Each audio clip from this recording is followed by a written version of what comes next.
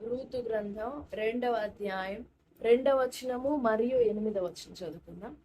8వ వచనంలో బోయజు మాట్లాడుతున్నాడు. నీవు ఏ పొలంలో అయితే ఉన్నావో ఆ పొలాన్ని విడిచి వేరొక పొలానికి పోవద్దు.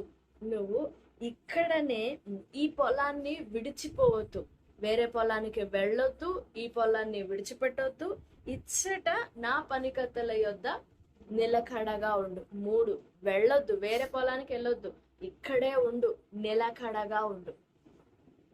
3 చిన్న మాటలే, మామూలు నార్మల్ మాటలే, కానీ ఆ 3 మాటలు రూతు యొక్క జీవితాన్ని నిర్దేశించినాయి. రూతు మోయాబును విడిచినంత మాత్రాన దేవుని దీవెన పొందుకోలా. రూతు మోయాబును విడిచిపెట్టినంత మాత్రాన దేవుని దీవెన పొందుకోలా. నయోమి రూతు పొందినంత దీవెనని పొందుకోలేదు. నయోమి కంటే రూతే ఎక్కువ దీవెన పొందింది. ప్రతి గింజని పట్టుకోవాలి మనం.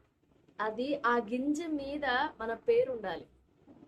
ఇది నేను ఏరుకొనిన గింజ, ఇది నా గింజ, ఇది నా సొంతమైన గింజ అని మన కష్టం అందులో ఉండాలి. ప్రతి గింజలో ఉండాలి. మన కన్నీరు ఉండాలి, మన తగ్గింపు ఉండాలి, మన ప్రేమ ఉండాలి, మన కష్టం ఉండాలి, మన క్రమశిక్షణ ఉండాలి ఆ గింజ ఏరేటప్పుడు.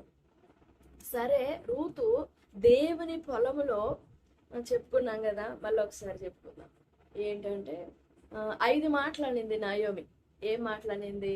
యెహోవా నాకు విరోధి అయ్యాడు, తర్వాత యెహోవా నాకు విరోధి ఆయను, యెహోవా నా మీద విరుద్ధంగా సాక్ష్యం పలికెను, యెహోవా నన్ను బాధపరిచెను, సర్వశక్తుడు నన్ను రిక్తురాలినిగా చేసాను, నన్ను చాలా దుఃఖపరిచాను, బాధ పెట్టాడు, దుఃఖపరిచాడు.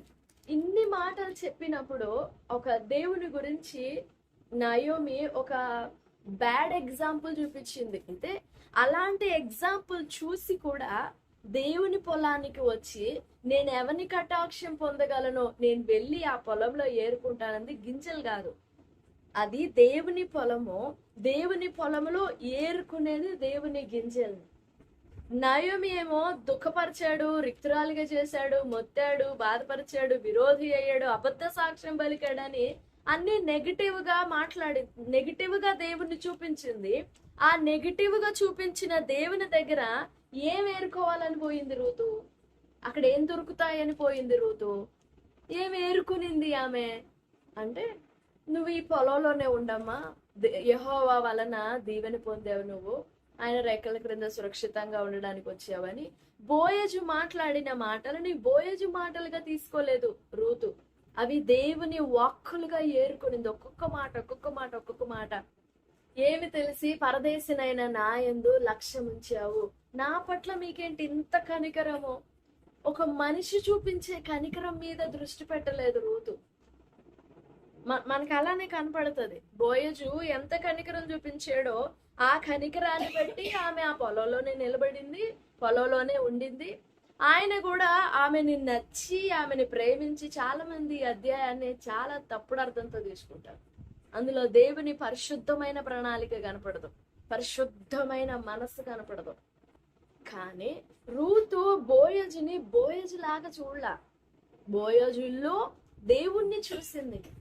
అంటే ఒక మనిషే ఇంత కనికరంగా మాట్లాడుతుంటే అసలు దేవుని కనికరం ఎలాగుంటది? ఓ మనిషి అలా మాట్లాడితే ఆ మనిషి చూపించే ప్రేమ వైపు చూడలేదామె. ఏమి తెలిసి పరదేశినైన నా యందు ఇంత దయపాలించి మాట్లాడుతున్నావు అని అంటే మాట్లాడింది బోయజా.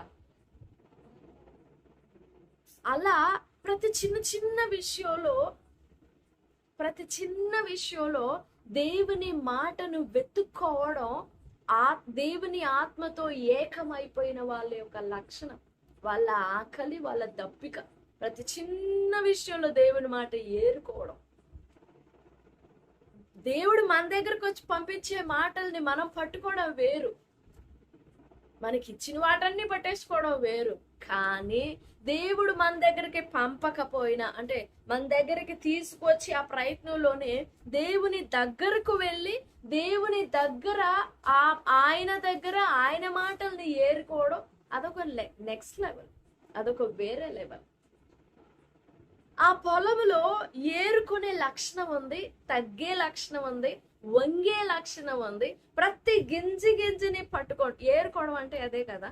మన దృష్టి దేవుని మాటని, చిన్న చిన్న మాటల్ని మనం పట్టుకోగలగడంలో మనం ఎంత తగ్గాలో, ఎంత వెయిట్ చేయాలో దేవుని పాదాల దగ్గర.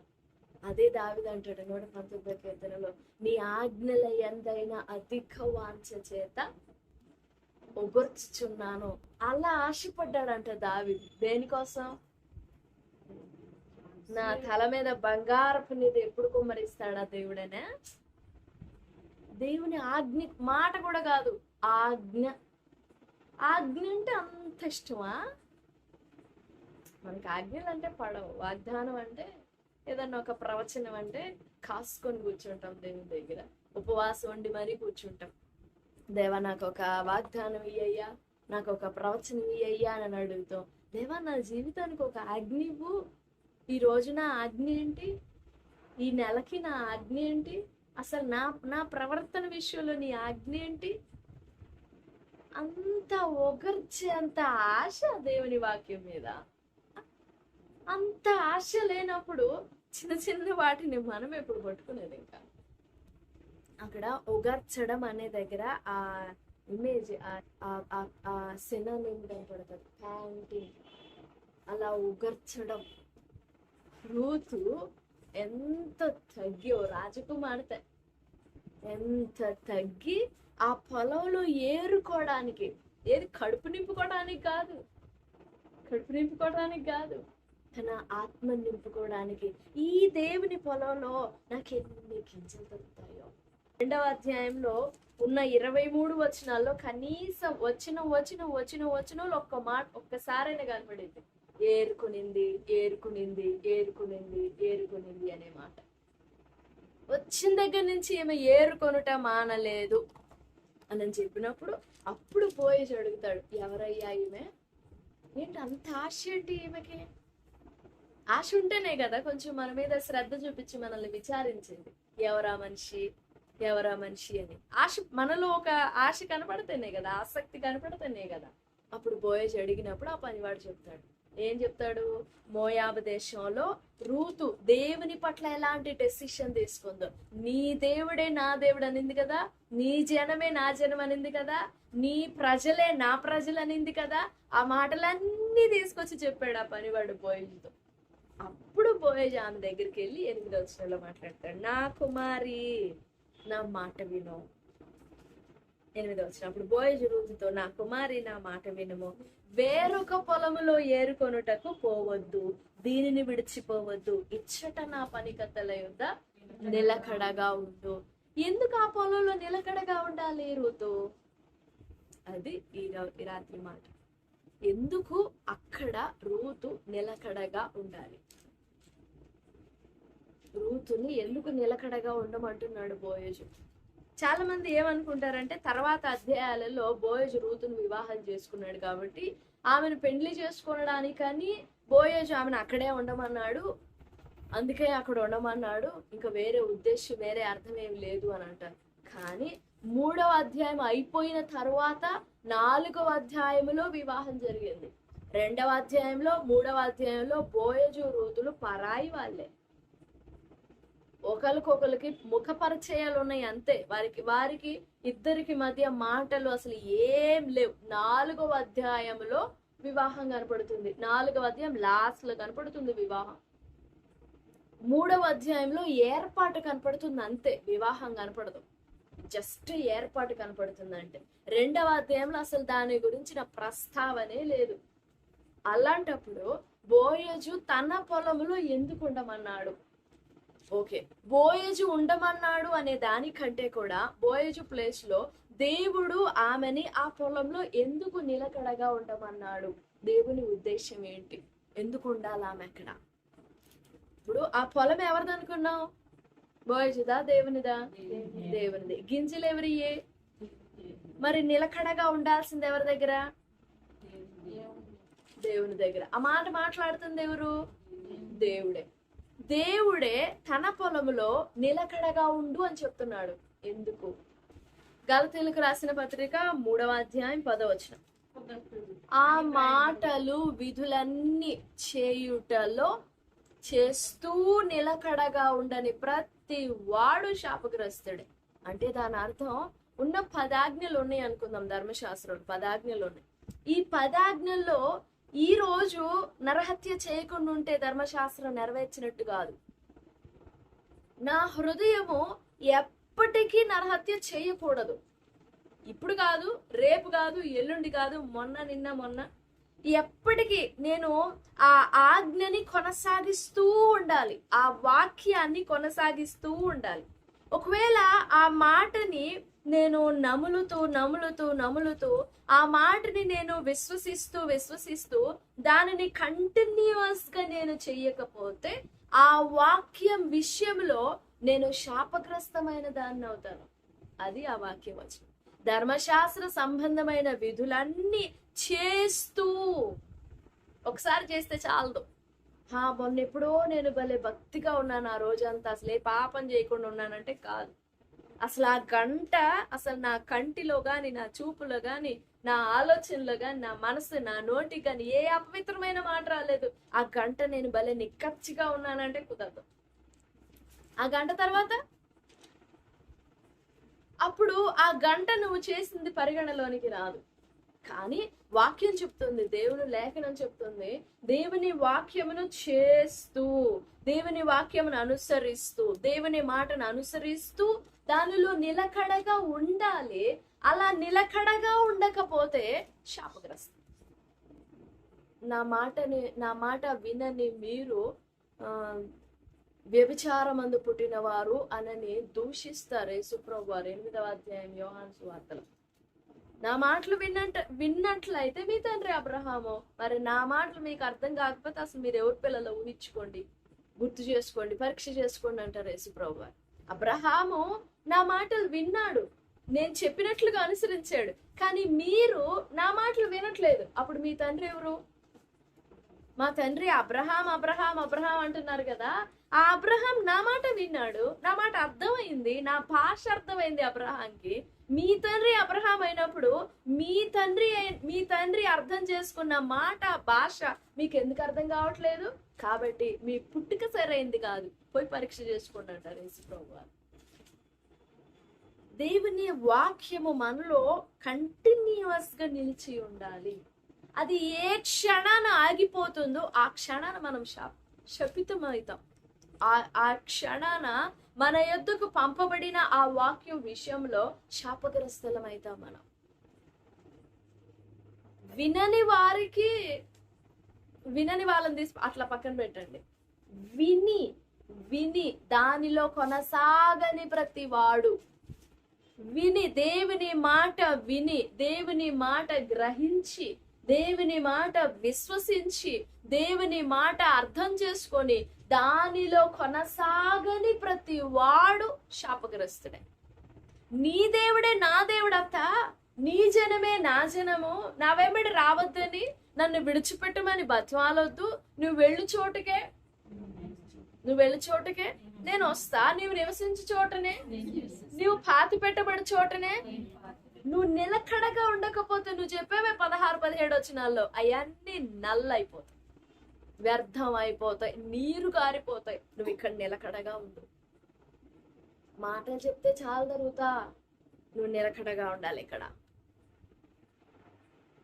నువ్వు నిలకడగా ఉంటేనే ఆ తర్వాత కనపడుతుంది 12వ వచనంలో, నువ్వు యెహోవా రెక్కల క్రింద సురక్షితంగా ఉండినట్లు వచ్చితివి గనుక ఆయన నీకు సంపూర్ణమైన బహుమానం ఇస్తాడు. ఆ తర్వాత మాటలే, నీవు యెహోవా వలన కృప పొందితివి, నువ్వు దీవెన నొందిన దానవు అని మాట్లాడేది. ఎందుకు అంటే ఒక విశ్వాసి నిలకడగా ఉండలేని పరిస్థితులు వస్తాయి. ఏదో శ్రమ రావడం, కష్టం రావడం, బాధ రావడం, ఇబ్బంది రావడం, అవి తీసి పక్కన పెట్టండి. అవి వస్తాయి, అవి అంతా కొంచెం వాటి గురించి తర్వాత ఆలోచించారు. మన హృదయంలోనే కలుగుతుంది శోధన, మన హృదయంలోనే కలుగుతుంది ఆలోచన. మన హృదయమే, ఎవరు వచ్చి పెట్టరు, మళ్ళా మనలోనే పుడతాయి దుష్టమైన ఆలోచనలు, వాక్యానికి వ్యతిరేకమైన ఆలోచనలు పుడతాయి, వాక్యానికి విరుద్ధమైన తలంపులు పుడతాయి మనలో. నయములు పుట్టినాయి కదా, అందుకే బోయజ్ అంటాడు నువ్వు నిలకడగా ఉండాలి. ఎక్కడ? నీ పాదం అక్కడి నుంచి కొంచెం కూడా కదలకూడదు రూతు. ఆ మాటని రూతు ఎంత వేదంగా తీసుకుందో తెలుసా? ఆ పొలంలో నువ్వు అక్కడే నిలిచి ఉండాలి అని అంటే బోయజు చెప్పినట్లుగా వేరొకరిని పొలం వైపుకు చూడలేదంట. తనకంటే గొప్పవారు కూడా ఉన్నారంట. బోయజ్ అంటాడు నువ్వు కొద్దివారినే గాని గొప్పవారినే గాని యవ్వనస్తులనే గాని వెంబడింపకపోవటం వలన ఇంతకు ముందు నువ్వు చూపించావే నీ ప్రవర్తన, నీ సత్ప్రవర్తన, ఆ ప్రవర్తన కంటే ఇప్పుడు నువ్వు ఎంచుకున్న నీ ప్రవర్తన మించిపోయింది, గొప్పదైపోయింది. చాయిసెస్ ఉన్నాయి రూతుకి, ఆలోచనలు వస్తాయి రూతుకి. నేను విధవరాలనే, నేను యవ్వనస్తురాలనే, నా జీవితం నేను చూసుకోవద్దా? మోయాబు అయితే విడిచి వచ్చినంత మాత్రాన అయిపోలేదుగా జీవితం. ఏదో ఒక్కటి వదిలిపెట్టి మనం జీవితాన్ని చూపిస్తాం దేవుని దగ్గర. నేను అది వదిలిపెట్టలేదా? ఏది? జీవితకాలం అదే మాట. ఒక్కటి వదిలిపెడితే సరిపోదు, రోజు రోజుకి వదిలిపెట్టుకోవాల్సినవి ఉంటాయి. అనుదినము నా సిలువని, తన సిలువని ఎత్తుకొని వెంబడిస్తేనే నా శిష్యుడు అవుతాడు, లేకపోతే నా శిష్యుడు కానేరు. ఏదో ఒకసారి ఎప్పుడో సిలువ పట్టుకుంటే సరిపోదు. అందుకే బోయజు చెప్తున్నాడు నువ్వు నిలకడగా ఉండాలి. మనము దేవుని వాక్యములో ఎంత నిలకడగా ఉంటాం? దేవుని వాక్యాన్ని మనకి చుట్టూ గిరిగీసుకొని ఎంత నిలకడగా ఉంటాం? వస్తాయి శోధనలు, వస్తాయి బాధలు, వస్తాయి ఇబ్బందులు వస్తాయి, కానీ వాటిని మించి, వాటిని ఎదిరించి పోరాడినట్లుగా మనం ఎంత నిలకడగా ఉంటాం? నువ్వు అక్కడే ఉండు, ఎందుకంటే నీలో నా చిత్తం జరగాలమ్మా. నువ్వు అటు ఇటు ఊగిసలాడుతుంటే సరిపోదు. నేను నిన్న ఆధారం చేసుకొని నీ గర్భం తెరచి నా బీజాన్ని తీసుకురావాలి నేను. So stay behind, stand where you are, firm your feet where you stand. నీ అడుగు, నీ పాదం కొంచెమైనా కదపొద్దు. అంటే ఆ యవ్వనురాలైన విధవరాలు మరొకని వైపు చూడలేదంట రూతు. చాలా కష్టం. ఎందరో ఎన్నో మాటలు మాట్లాడుతూ ఉంటారు, ఎన్ని సలహాలు ఇచ్చి ఉండరు. మనల్ని కదిలితే సలహాలేగా ఇచ్చేది. ఎన్ని సలహాలు ఇస్తారో జనాలు చూసినప్పుడు. కానీ అన్ని సలహాలు చూసి, ఆలోచనలు విని, ఈమె ఎవరి ఆలోచన పట్టుకోకుండా నయోమి 3వ అధ్యాయం 1వ వచనంలో నా కుమారి నీ క్షేమం, నీ యోగక్షేమాలు విచారింపవలసిన దాన్ని కదా, నీ మంచి చెడ్డలు చూసుకోవాల్సిన దాన్ని కదా అని అంటే, అవునత్త నీకు గుర్తులేదా అని ఎదురు మాట్లాడలే. అప్పటికి కూడా అత్తకు లోబడేది ఏంది? ఏది? భర్త చనిపోయిన తరువాత. బతికున్నప్పుడు లోబడమే కష్టం అనుకోండి, భర్త చనిపోయిన తర్వాత కూడా 3వ అధ్యాయం 1వ వచనంలో తనకి తెలియని ప్రజల మధ్యలో నయోమి మాట్లాడితే ఓకే, నువ్వు ఇలా ఇలా ఇలా చెయ్యి, అలా చెయ్యి, ఇలా చెయ్యి అని కొన్ని విషయాలు ఉంటాయి అందులో. నువ్వు ఇలా చెయ్యి అని అంటే నీవు సెలవిచ్చినదంతా నేను చేస్తాను అత్త అంటుంది. రూతు నయోమి దగ్గర ఏం మాట్లాడిందో అదే అధ్యాయంలో బోయేజు రూతుతో ఆ మాటే, అక్కడ ఏం విత్తిందో అదే తీసుకొచ్చి రూతు దగ్గర విత్తుతాడు. అమ్మా నా కుమారి, నువ్వు చెప్పినదంతాయు నేను నీకు చేస్తాను. ఎంత లోబడేది నయోమికి రూతు.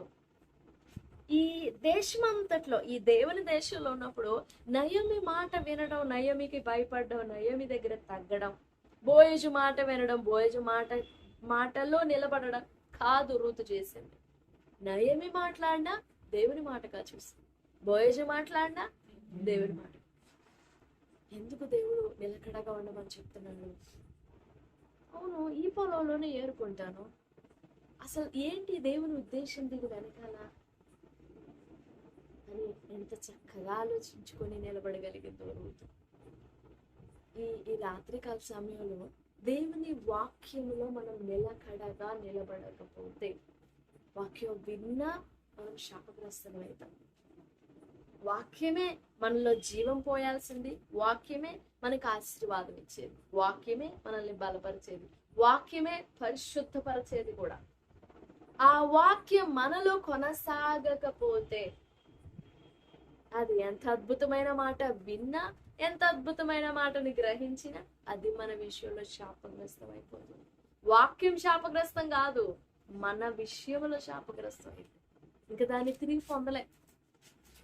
కాబట్టి మనం వింటున్న దేవుని మాటలలో ఎన్ని మాటలతో మనం ఏకీభవించి కొనసాగుతూ నడుస్తున్నాం, వాటిని పట్టుకొని వాటి వెంట వెళ్తూ ఉన్నాం. ఎన్ని మాటలని వెనకాల అట్లా ఇసిరేసి ఉంటాం. ఈ మాట వద్దులే, ఈ రోజుకి ఇంకా జాలు, ఇంక ఈ పూటకి, ఈ సంవత్సరానికి అది జాలు, ఇంకా అవసరానికి అది జాలు అని ఎన్ని వాక్యాలు అట్లా మనం పెడచెవిని పెట్టేసి ఉంటాం. ఎన్ని మాటలను అట్లా అట్లా విసిరేసి ఉంటాం, నిర్లక్ష్యపరిచి ఉంటాం. అవిశ్వాసంతో, గర్వంతో, అతిశయంతో, చీకటితో నిలకడగా ఉండలేకే ఓర్ప శపితమైపోయింది, శాపగ్రస్తం అయిపోయింది. మోయాబు విడిచినంత మాత్రాన నీ హృదయం నిలకడగా ఉంటుందని గ్యారంటీ లేదు.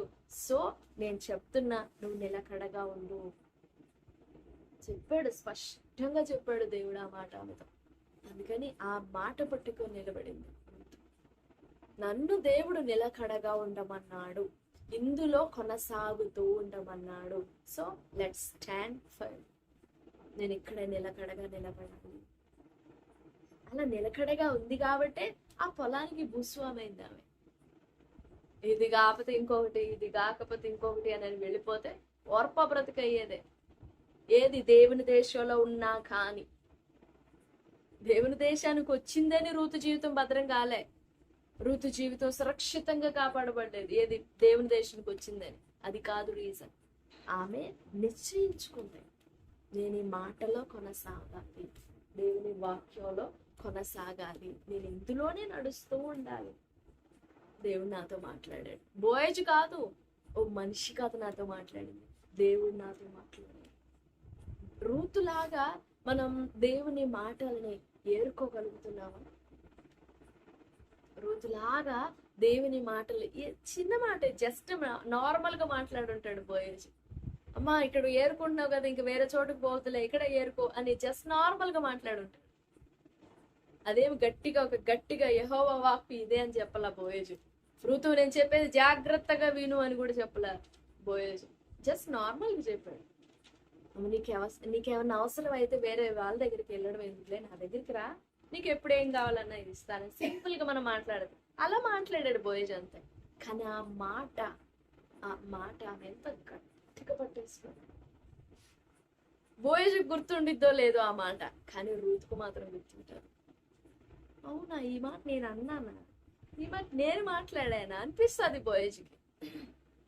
గుర్తుంటుందో కానీ రూతుకు మాత్రం గుర్తుంటుంది. ఎందుకంటే ఆ మాటే కదా అసలు ఆమెకి ఆ దేశంలో ప్రాణం. ఆమె ఊపిరి నిలబెట్టింది ఆ మాటే. ఒకవేళ దేశాన్ని, అన్ని తల్లిదండ్రులని, జన్మభూమిని, బంధువులని అందరినీ విడిచిపెట్టి వచ్చేటప్పుడు ఎక్కడన్నా చిన్న భయాలు ఉన్నాయేమో ఋతులో. అమ్మో నేను వెళ్తున్నాను కదా, నా జీవితం ఎలాగుంటుందో అక్కడ, నమ్మేలే దేవుణ్ణి, మనం చూసుకుంటాడని నమ్మకం ఉందిలే. కానీ అవిశ్వాసం కాదు, అది జాగ్రత్తగా అర్థం చేసుకోండి. అవిశ్వాసం కాదు, ఎక్కడన్నా చిన్న భయం ఉంది. ఆ దేశంలో నేను వివాహం చేసుకోగానే నా జీవితం ఎట్లాగైపోయింది, జీవితం గురించి ఆలోచన ఉంటుందిగా, నా జీవితం ఎలాగైపోయింది. ఇప్పుడు తల్లిదండ్రులను వదిలిపెట్టేసి దేవుని కోసం వచ్చాను దేశంలోనికి, దేవుడు నన్ను ఎలా చేస్తాను. ఆమె ఆలోచనలు పరిపరి విధాలుగా ఆలోచించుండొచ్చు. యవనస్తురాలు కదా, బుద్ధిహీనరాలు అయితే కాదు, జ్ఞానం కలిగింది. వచ్చి ఉండొచ్చు, వెతుకుతుందేమో, ఏరుకుంటుందిగా. కరెక్ట్ మాట నా చేతుల్లో పడేశాడు దేవుడు, ఆ హృదయంలో పడేశాడు దేవుడు. ఎదురు చూస్తావు. అసలు ఆ మాట ఎంత ధైర్యం నింపుంటుందో. గట్టిగా ఎగిరి గంతులేసి దేవుని స్తుతించి ఉండాలి ఆ టైం. అందుకే ఆ మాట వినిన తర్వాత అంటుంది, బోయజుతో మాట్లాడిన మాట కాదు అది, దేవుడితో తన కృతజ్ఞతను తెలుపుతున్న మాట. ఏం తెలుసు, పరదేశమైన నా మీద నీకు ఇంత కనికరం. కనికరం కోసమే వచ్చింది, కానీ కనికరం పొందినప్పుడు తట్టుకోలేకపోయింది. నేనా నీ కనికరం పొందాను? నా వంటి దానికా కనికరము? నయోమి ఏమో గొప్ప సాక్ష్యం చెప్పింది రూతు గురించి. తన భర్త చనిపోయినా గానీ, మా మా ఆయన చనిపోయినా గానీ నన్ను వదిలిపెట్టలేదని ధైర్యంగా చెప్పింది నయోమి రూతు గురించి. నన్ను వదిలిపెట్టలేదు, నేను ముసల్దాన్నైనా గానీ నన్ను వదిలిపెట్టలేదయ్యా నా కోడలు. ఊరంతటికి చాటి చెప్పుంటది నయోమి. చక్కని సాక్ష్యం ఉంది. కానీ రూత్ ఇక్కడ ఏమంటుంది? నేనా నా వంటి దానికా కనికరం? నా వంటి దాని మీద కూడా కనికరమా? అది నాట్ గిల్ట్, న్యూనతాభావం కాదు. దట్స్ అ ప్యూర్ హ్యూమిలిటీ, శుద్ధమైన తగ్గింపు, థ్యాంక్స్ గివింగ్, కృతజ్ఞతాభావం, శుద్ధంగా యథార్థమైన తగ్గింపు. అదంతా ఎలా కలిగింది అని అంటే ఒక్కొక్క గింజ ఒక్కొక్క గింజ దగ్గర. కానీ మనం వంగటం, మనం తగ్గటం, మనం ఆ గింజ పట్టుకోవడం, ఆ గింజ పట్టుకొని మనం చేతుల్లో పెట్టుకోవడం, ఏరుకునే స్వభావం ఉన్నప్పుడు దేవుడు కూడా మనకి తగినదేదో తీసుకొచ్చి మన చేతుల్లోనే పెట్టేస్తాం. మనం ఏరుకోకుండా కళ్ళు పెట్టి ఊరకట్ట చేతులు ఎక్కడుందా అని తడుంతా ఉంటే కరెక్ట్గా దేవుడు తీసుకొచ్చి పెట్టడం. అలా వరాలు ఇచ్చే దేవుడు కాదు, పొరబడద్దు. అలా వరాలు ఇచ్చే వాళ్ళు ఉన్నారులే భూమి మీద. సో దేవునికి ఆ పని లేదు, అట్ట ఇవ్వడానికి. జగత్ పునాది వేయబడక మునిపే సిద్ధం చేశాడు. ఆ సిద్ధం చేసినదేంటో మనకు తెలీదు, కానీ ఆయన దగ్గర ఏరుకోవాలి. దేవా, నా కోసం నువ్వు సిద్ధం చేసింది ఏంటి? దాన్ని ఏరుకోవాలి. మన కంటికి నచ్చిందంతా ఏరుకుంటే అది తీసుకొచ్చి చేతుల్లో పెట్టడండి. మనకి నచ్చినవి అన్ని తీసుకొచ్చి చేతుల్లో పెట్టడానికి అదే ఉంటదిగా వాక్యం. నీ కోరిక యావత్తు సిద్ధిస్తుంది అని అంటే ఈ విషయంలో కాదు, దేవుని చిత్తం విషయంలో నీ కోరిక ఎంత ఉందో ఆ కోరిక అంతా సిద్ధిస్తారు. దాన్ని అసలు డౌట్ లేకుండా నెరవేరుస్తాడు ఆయన, అంతే. కొంచెం కూడా డౌట్ పడాల్సిన పని లేదు. దేవుని చిత్తమా, దేవుని ఆలోచన, దేవుని భావమా, దేవుని మనస్సా, ఖచ్చితంగా దేవుడు తృప్తిపరుస్తాడు, అంతే. ఈ రాత్రికాల సమయంలో ప్రభు సహాయం కోరుకుంది. ప్రభువా, నీ మాటల్ని నేను ఏరుకోవాలి, నీ మాటల్ని నేను ఏరుకోవాలి, నీ మాటల్ని నేను పసిగట్టాలి. నాకు ఆ శుద్ధమైన ఆ దృష్టి దాయిచి నా కళ్ళు కడుగు, నా కళ్ళు శుభ్రంగా కడుగు, శుద్ధి చేయి. నేను నీ మాటల్ని చూడాలి. రూతు దగ్గరికి డైరెక్ట్ గా రాలేదు దేవుని మాటలు. దేవుడు ఎక్కడన్నా మాట్లాడా కదా? 4 అధ్యాయాలు ఎక్కడా మాటలు లేవు. డైరెక్ట్ గా మాట్లాడే మాటలు ఏం లేవు. అంటే సూటిగా వచ్చి ఇదే యెహోవా వాక్కు అని గాని, యెహోవా సెలవిచ్చినదేమనగా అని గాని, అసలు అలాంటి మాటలు ఏం లేవు. ఏరుకున్నామే అంత దీవెన పొందితే ఇక వాక్యమే శరీరధారిగా వచ్చిన ప్రభును పొందిన మనం ఇంకెంత దీవెన పొందాలి? మరి ఆ దీవెన కనబడదే. ఆమా ధన్యురాలు, మనమా ధన్యులో? ఎవరు ధన్యురాలు? కానీ ఆమె కంటే ఎక్కువ దీవెనలు మనకే ఇవ్వబడ్డాయి కదా. మరి మనం ఎందుకని పొందుకోలేకపోతున్నాం వాటిని? ఎందుకు అనంటే మన దృష్టి సరిగ్గా లేదు, అంతే. నా కన్ను, నా దృష్టి చక్కగా తేటగా ఉంది, ఇది దేవుని మాట అని నేను పట్టుకుంటాను, అంతే. ఇది దేవుని వాక్యం, నేను పట్టుకుంటాను. ఇది దేవుని మాట కాబట్టి ఎట్టి పరిస్థితుల్లోనూ నేను దాన్ని విడిచిపెట్టను. దానిలో నేను కొనసాగటానికే ఇష్టపడతాను. అది దేవుని మాట అని నాకు గ్రహింపు లేనప్పుడు, విన్నప్పుడు ఏదో ఒక రకంగా అనిపిస్తుందేమో, కొంచెం యాంగ్జైటీగా, ఎమోషనల్గా అనిపిస్తుందేమో, కానీ ఇంకా విన్న మరుక్షణం నుంచి కరిగిపోద్ది, ఐస్ గడ్డ కరిగిపోయినట్టు కరిగిపోద్ది. ఈ రాత్రి దేవుని మాటలను చూడగలిగే దృష్టి కావాలి. చాలా విషయాలు చెప్తాను. దేవుని మాటలను చూడగలిగే దృష్టి కావాలి, తగ్గించుకోగలిగే స్వభావం కావాలి, నిలకడగా ఉండే నిశ్చయమైన నిశ్చలమైన మనస్సు కావాలి. వీటన్నింటిలో మనము ఆరితేరాలి. వేరు పారాలి ఆ మాటల్లో, ఆ వాక్యంలో వేరు పారాలి.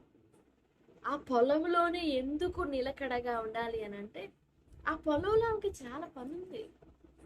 ఆ దేశంలో ఆ పొలంలో ఆమెకి చాలా పని ఉంది. కాబట్టి ఆ పొలంలోనే తర్ఫీదు చేయబడాలి.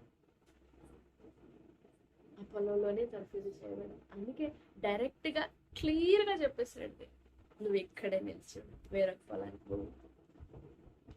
ఓర్పాలంటే ఆలోచన వచ్చిద్దేమో ఋతు, రానివద్దు, నువ్వు ఇక్కడే ఉండు, నువ్వేం భయపడాల్సిన పని లేదు, నువ్వు ఉండు, నేను చూసుకుంటా. ఇంకా ఆ మాట తర్వాత ఇంకా అన్ని అతికించచ్చు. నీకెందుకు, నువ్వు ఉండి ఇక్కడ, నేను చూసుకుంటాను, నేను ఉన్నాను కదా. ఇంకా మాటలన్నీ ఇంకా ఆమె విశ్వసించవచ్చు.